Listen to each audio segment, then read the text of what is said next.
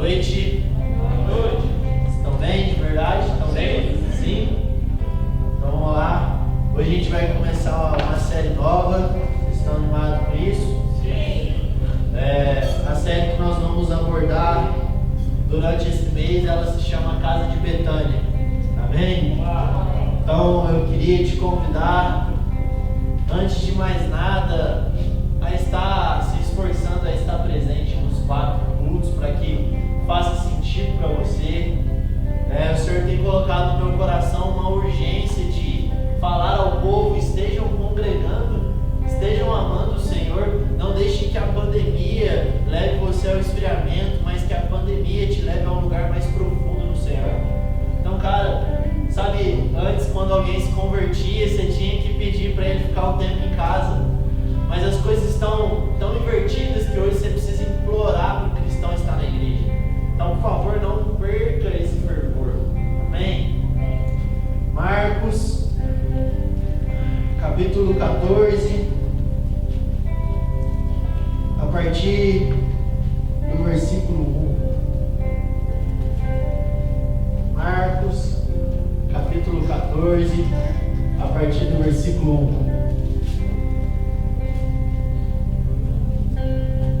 Então a série é Casa de Betânia e o sermão de hoje chama-se Lugar de Repouso. Lugar de Repouso. Marcos, capítulo 14, a partir do versículo 1. Faltavam apenas 2 dias para a Páscoa e para a festa dos pães sem fermento. Os chefes dos sacerdotes e os mestres da lei estavam procurando um meio de flagrar Jesus em algum erro e matá-lo. Mas diziam: não durante a festa, para que não haja tumulto entre o povo. Estando Jesus em Betânia, onde Jesus estava? Em Betânia, reclinado à mesa, na casa de um homem conhecido como Simão o leproso, aproximou-se dele certa mulher com um frasco de alabastro, contendo um perfume muito caro, feito de nardo puro. Ela quebrou o frasco e derramou o perfume sobre a cabeça de Jesus. Alguns dos presentes começaram a dizer uns aos outros, indignados: por que esse desperdício de perfume? Ele poderia ser vendido por 300 denários e o dinheiro seria dado aos pobres. E eles a repreendiam severamente. Deixem-na em paz, disse Jesus. Por que estão perturbando? Ela praticou uma boa ação para comigo. Pois os pobres vocês sempre terão com vocês e poderão ajudá-los sempre que o desejarem. Mas a mim vocês nem sempre terão. Ela fez o que pôde. Vou repetir. Ela fez o que pôde. Derramou o perfume em meu corpo antecipadamente, preparando para o sepultamento. Eu asseguro que onde quer que o Evangelho for anunciado em todo o mundo, também o que ela fez será contado em sua memória. Então Judas Iscariote, um dos 12, dirigiu-se aos chefes do sacerdote a fim de lhes entregar Jesus. A proposta muito os alegrou e lhes prometeram dinheiro. Assim, ele procurava uma oportunidade para entregá-lo. Amém? Então, vamos conversar o que é a Casa de Betânia. A primeira coisa é que Betânia é uma aldeia a cerca de 3 ou 9 quilômetros de distância. Por que 3 ou 9? Enquanto eu estudava, eu achei referências de 3 quilômetros e referências de 9 quilômetros. Então eu me deparei com um cara que morou em Betânia atualmente. E aí ele explicou, ele disse que hoje é 3 quilômetros, mas na época de Jesus, segundo a estrada romana, daria 9 quilômetros. Certo? Então era uma aldeia muito próxima de Jerusalém. Estava a cerca, hoje, de 3 quilômetros, na época de Jesus, a 9 quilômetros de distância. O que tinha nessa aldeia de Betânia? Os amigos de Jesus. Guarda isso. Os amigos de Jesus. Porque o objetivo dessas 4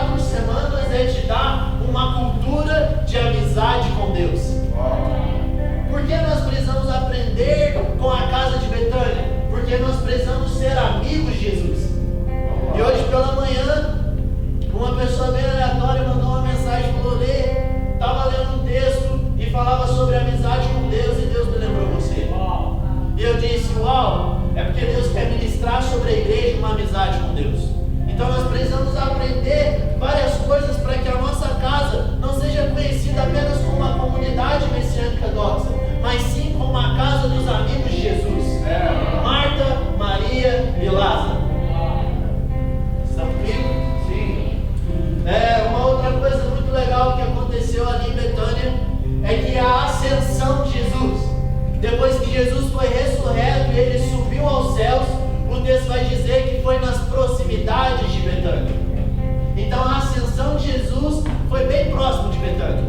Uma outra coisa bem legal, o Monte das Oliveiras é bem próximo de Betânia também.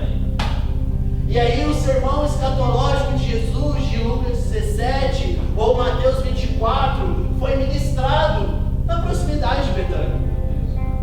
E aí em Zacarias existe uma profecia que diz que no dia do Senhor, Jesus vai pisar no Monte das Oliveiras, próximo a Betânia. Então, se você está percebendo, Betânia é o centro de muitas coisas, porque ela é muito próxima de Jerusalém, e era o lugar de abrigo de Jesus. Toda vez que Jesus precisava de uma comunhão familiar, que ele precisava de algo que desse descanso, que desse repouso, ele recorria aos seus amigos de Betânia. Será que hoje o Senhor pode encontrar descanso em nós? Será que hoje o Senhor pode passar um tempo em Betânia por livre e espontânea vontade, sem nenhuma coisa a ser feita, mas apenas gastar um tempo, porque aqui é o lugar onde Deus gosta de estar? A palavra Betânia, ela vai aparecer 12 vezes na Bíblia. 12 vezes na Bíblia. E durante esses 4 sermões nós vamos caminhar sobre isso. Só que uma coisa bem legal, e para que você não confunda, aparece na verdade 13 vezes a palavra Betânia, mas 12 vezes faz menção à casa de Marta, Maria e Lázaro, a essa aldeia. Mas existe uma Betânia próxima ao Rio Jordão, aonde João Batista batizava as pessoas, e havia uma aldeia ali que também se chamava Betânia. Mas não é essa aldeia que nós vamos conversar. Tudo bem? Então, dito isso, eu quero ir para a primeira coisa que a gente vai aprender. Todo mundo se situou? Tá legal? Então a primeira coisa que a gente vai aprender é que o Deus em que nós servimos, ao mesmo tempo que Ele é amado, Ele é odiado. Porque o texto que eu li aqui, Jesus ele saiu meio que fugido de Jerusalém, porque o povo procurava matá-lo. E aí ele chega em Betânia e existe uma festa esperando ele. Então a igreja precisa ter a consciência que aquilo que nós amamos, o mundo odeia. Então não tem como você ter parte com o mundo, porque como você diz que você ama o Senhor e protege Ele, mas você tem comunhão com o mundo. O único que fez isso foi Judas. Por isso ele buscou traí-lo. Porque ao mesmo tempo que ele recebia em festa, ele tinha comunhão com as trevas, então ele procurava matá-lo. Então a igreja precisa ter essa consciência que nós estamos festejando o Senhor, mas o mundo não. O mundo está aguardando uma pessoa que é anticristo. Estão comigo? A segunda coisa que a gente aprende é sobre rótulos. Então eu quero que parta para dentro da nossa prática agora. Se você perceber, o texto vai dizer assim, que a casa na qual estava festejando essa chegada de Jesus era de Simão, o leproso. Não, mas peraí, se ele fosse leproso, ele não podia estar em casa, muito menos dando uma festa, porque quem tinha lepra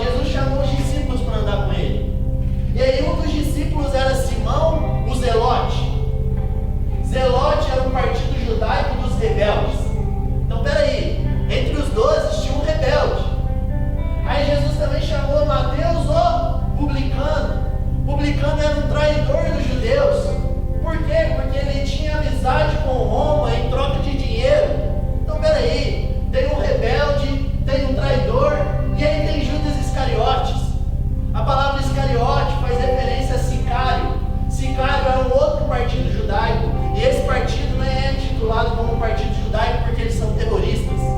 Os sicários provavelmente eles andavam-se armados. Então peraí, no grupo de Jesus tem um rebelde, um traidor e um terrorista. Mas quando Cristo chega, tudo é mudado. Os rótulos são tirados, as perspectivas são mudadas.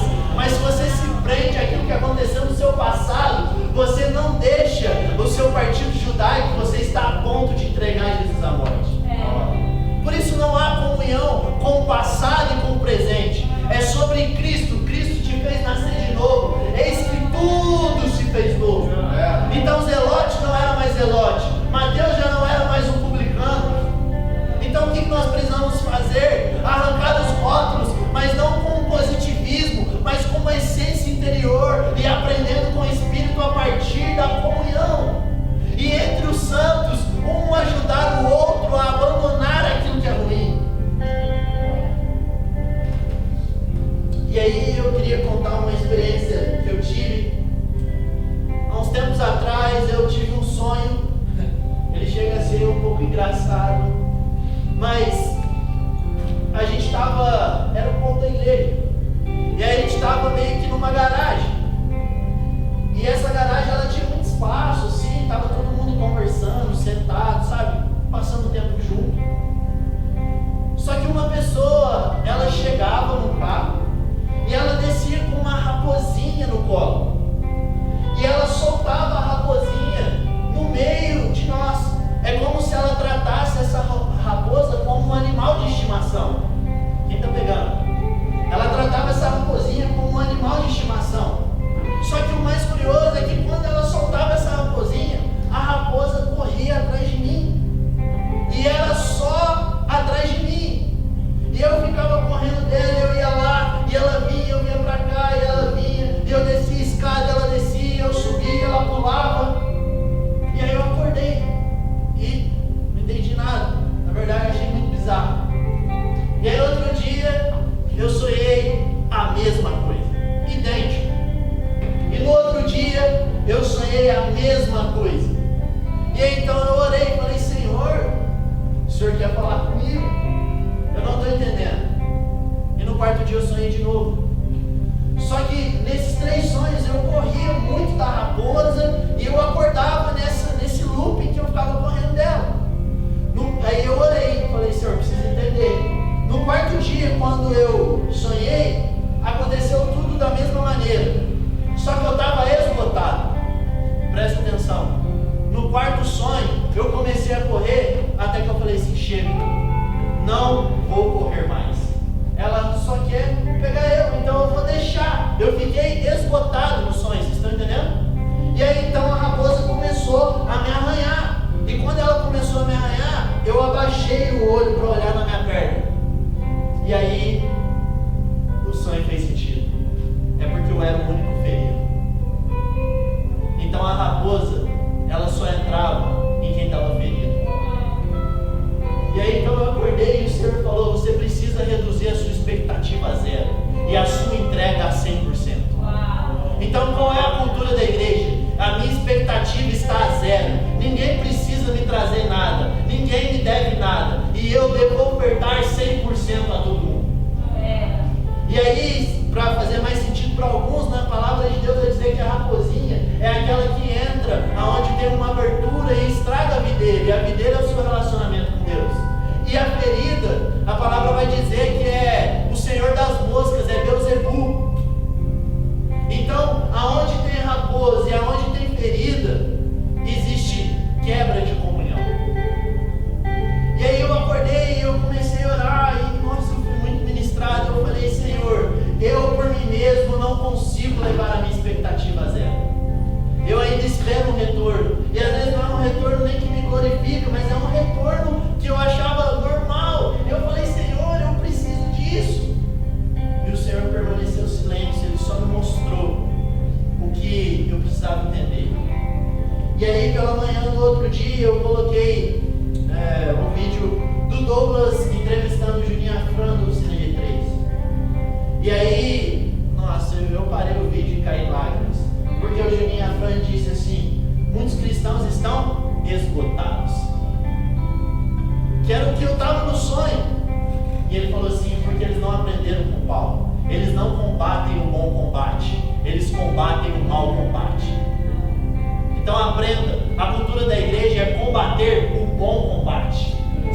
ficar combatendo o mau combate, você vai se esgotar, a raposinha vai se alimentar das suas feridas e a comunhão com Cristo vai ser quebrada. Mas se você combater o bom combate, que é contra a sua natureza caída, reduzir a sua expectativa a zero, saber que ninguém te deve nada e que você deve ser como Cristo e ofertar em amor, você combateu o bom combate. Estão comigo? Então, por favor, grave isso, cara. Combata o bom combate. Nós precisamos dizer para a nossa alma, sabe? Davi vai nos ensinar muito isso em Salmos. Ele orava contra a alma dele. Por que está batida a minha alma? Por que se perturbas dentro de mim? Espera em Deus. E vocês percebem que não é uma força de positivismo. Não, ele está confrontando a própria alma e dizendo: a sua esperança está em Deus.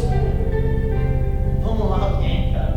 A sua expectativa deve estar em Deus. A sua esperança deve estar em Deus. E a sua obra é ofertar espontaneamente na vida do outro 100%. Mas e se ele olhar para trás? Mas e se ele me negar? Ninguém te deve nada. O seu trabalho é do Senhor.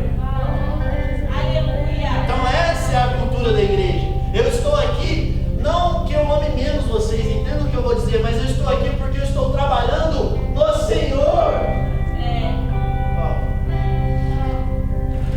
Está gostosinho? Sim. Vamos agora em Mateus 21. A gente vai para o terceiro ensino, eu acho. Que eu já soltei tudo aqui, eu perdi as contas. Vamos para o terceiro ensino, tudo bem? São só 73 hoje. Mateus 21, a partir do versículo 17. Mateus, capítulo 21, a partir do versículo 17. E deixando-os, saiu da cidade para Betânia, onde passou a noite. De manhã cedo, quando voltava para a cidade, Jesus teve fome. Vendo uma figueira à beira do caminho, aproximou-se dela, mas nada encontrou a não ser folhas. Então lhe disse: nunca mais dê frutos. E imediatamente a árvore secou. Ao verem isso, os discípulos ficaram espantados e perguntaram: como a figueira secou tão depressa? Então, se vocês prestarem atenção no texto, quem está falando aqui? Jesus tinha entrado triunfalmente em Jerusalém, e aí ele tinha purificado o templo, e aí o povo procurava matá-lo. Ele foi para Betânia proteger, descansar, ter repouso. Só que logo pela manhã ele levantou e foi voltar para Jerusalém. Só que ele tinha fome. E aí, próximo de Betânia, ele viu uma figueira. E ela não deu fruto, então ele amaldiçoou ela. Só que se você reparar comigo, eu sempre entrei em questionamento. Eu falei: Senhor, mas ela só tinha folha. Será que estava no tempo? Não estava no tempo? Como funciona isso? E aí não foi o Senhor que me disse, né? Eu fui estudar. E aí, o que acontecia com essa figueira é o seguinte: vocês perceberam que ela tinha folha? Então toda figueira que tinha folha, ela tinha que dar um pré-fruto, chamado tasqui. E esse tasqui era comestível. Então o que acontece aqui? Jesus ele olhou para a figueira e ela não estava dando um pré-fruto. Ela não estava produzindo tasqui. Então, antes que ela ficasse lá, roubando todos os nutrientes da terra e nunca chegasse a produzir um fruto, ele amaldiçoou ela para que ela secasse. E aí sabe o que eu aprendo com isso? A igreja, que é a casa de Betânia, não deve viver de ativismo, mas de fruto. Porque essa figueira, ela tinha muito ativismo. Ela estava crescendo, ela tinha folhas, mas ela não estava dando pré-fruto. E aí, casa de Betânia, a palavra Betânia no original significa casa de figos, casa de frutos, casa de tamaras. Então a igreja é uma casa de frutos, não uma casa de muito serviço. Vamos lá, alguém. A casa de Cristo não é uma casa que cresce, cresce, cresce, cresce, mas murcha. Uma casa que tem uma formosura, que tem folhas, que está no caminho, que está plantada, que está regada, mas que não dá fruto. Jesus não precisa da sua atividade. Jesus quer o seu fruto.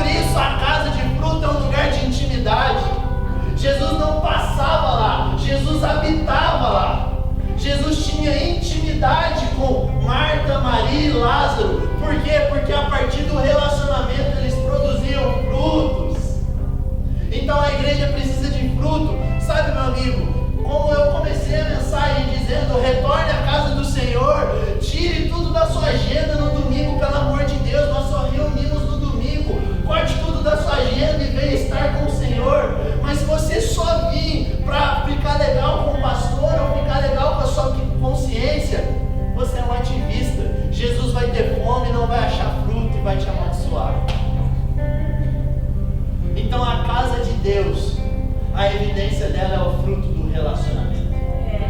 O quanto você tem conhecido a Deus. Sabe por que você veio no culto de hoje? Porque hoje é uma liturgia de uma entrega de ceia. Pelo amor de Deus, você é ativista, cara. Eu vim aqui porque tudo que eu tenho é o Senhor. Porque tudo que eu preciso é o Senhor.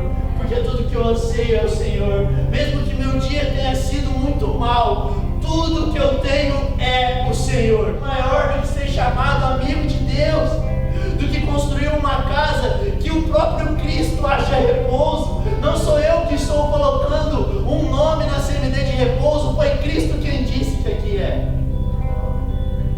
Vocês estão comigo? E aí eu queria que você entendesse uma coisa: intimidade mais descanso gera fruto. Porque na casa havia intimidade e descanso.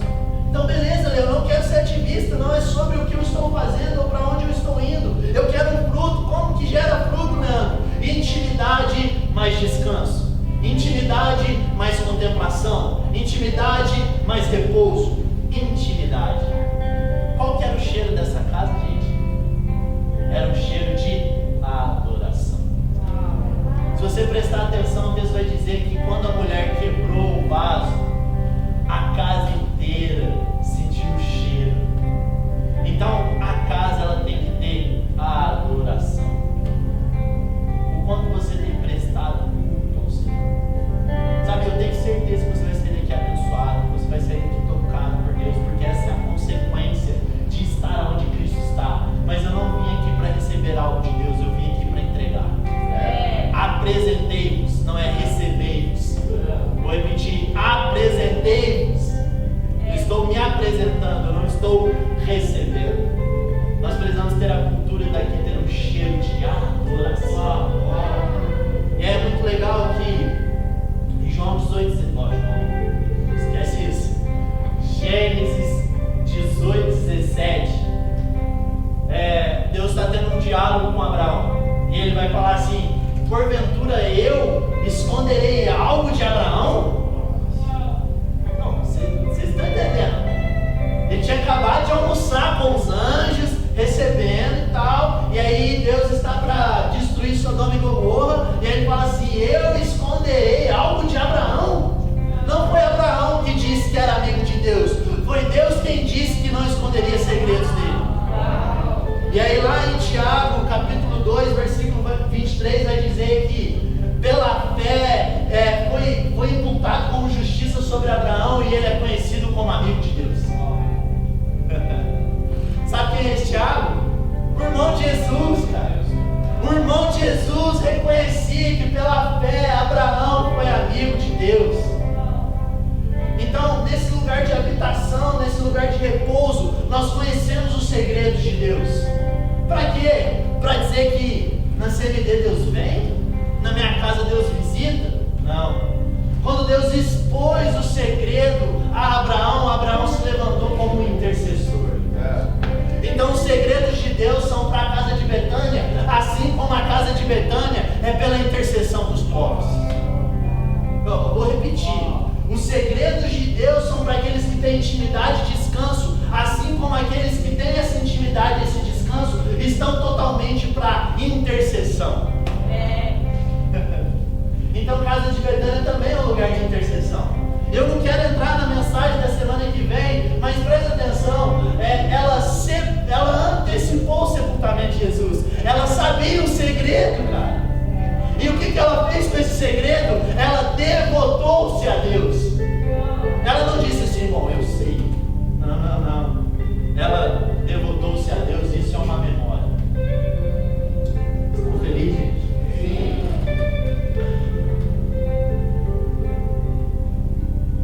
Estamos caminhando para o final. Então, se aqui é uma casa de fruto, é evidente que aqui não é uma casa de visitação, mas de habitação. Então, se Cristo nos tocar, glória a Deus. Se Cristo não tocar, glória a Deus. Se a palavra foi eloquente, glória a Deus. Se a palavra foi confusa, glória a Deus. Por quê? Porque Ele não está visitando quando as coisas acontecem.